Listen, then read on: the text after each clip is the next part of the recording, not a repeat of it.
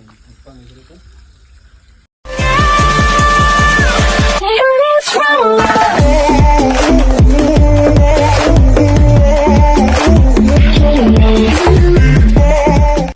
what's up mga ka-harvest? For this video, ngayon naanap diri karon sa taga nito area. O tulok ka unit niya mong gikliningan. Grabe ka dyan kalipa. Abog na kayo. Huwag paglangan, gitirahan na dyan ni Pare Alexis. Siya nagbaklas sa pikas. Ako por baklas kanina nagbaklas sa pikas. Siya na nagdira. Grabe na sa dyan kalipa. Kaya nga ako, grabe nakita sa dyan nito. O huwag paglangan. Sirita na nagdali para mauga tapos maklini mahinlo na doon na para kwarta na onswa.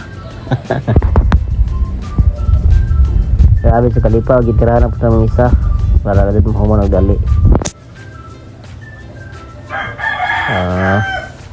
Ubay dyan yung kliningan na kay grabe kalipa kay abog grabe mga 2 katuig na inatambay nila o ay gamit kay ang tagiyaan ito sa Amerika. Sana all nya karon kay mauli man mo nang gipahinluan sa ilang gitiker diri kay mauli na ilang mauli na kuno tagiyas balay ani. So grabe na sugod ni kalipa kay mga 2 ka tuig na kuno nila tambay. Purag ubay gining kliningan na namo. Og karon na lahi ra gud sa puya pa na kliningan og karon na inlo na. Og ya na ra ni abog.